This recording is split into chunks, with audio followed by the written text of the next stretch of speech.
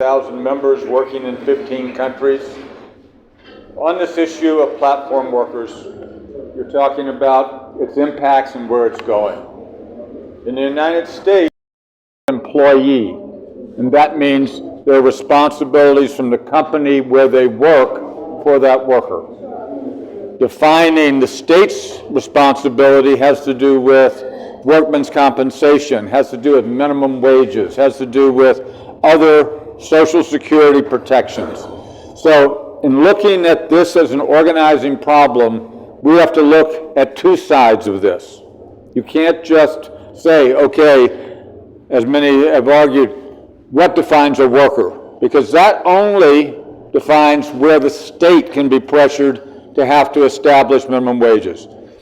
As Brother Dharmendaji said, in New York City, they now have a minimum wage for many classifications of gig workers. That's very important because that's an $18, $20 an hour minimum wage.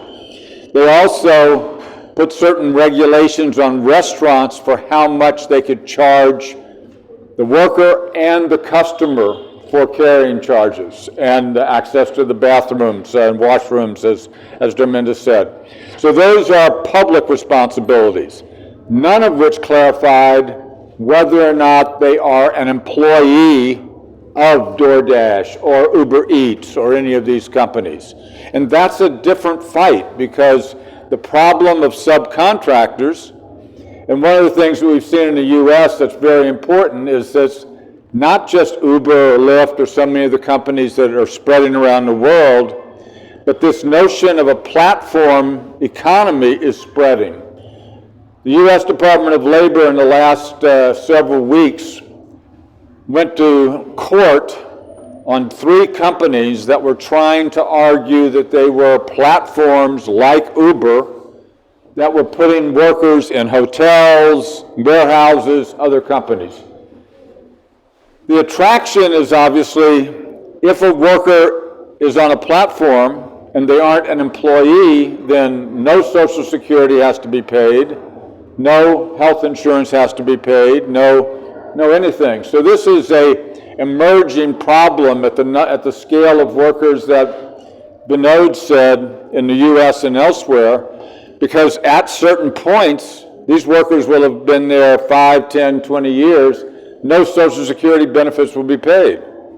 So when they're over 65 or 66 or 67, whatever the qualifying is, they're going to have decades or years where no benefits were paid, so their retirements will be terrible, as is their health insurance and everything else. So these are critical issues that as you look at this problem, you have to be able to focus on. It's not enough to determine what minimum standards they have under labor law, which is, it's encouraging the suit in India that Vinod described, but we have to also make sure there are legal and organizational pressures on companies to not subcontract, to not be allowed to to get their work done by people who they're not responsible for.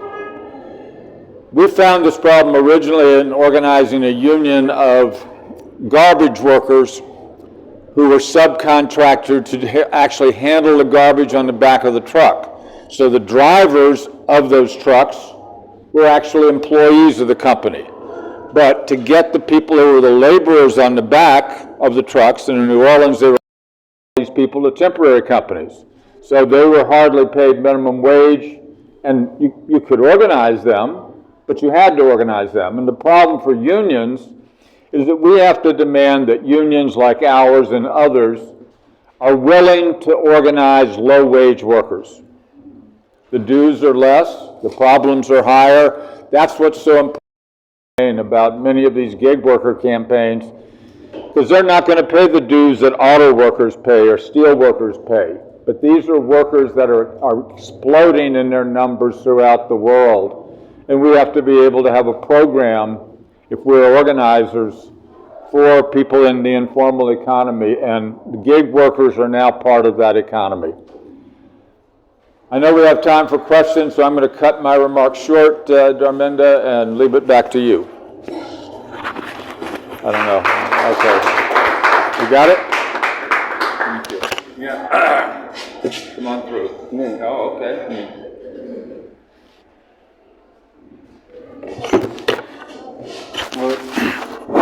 Thank you very much.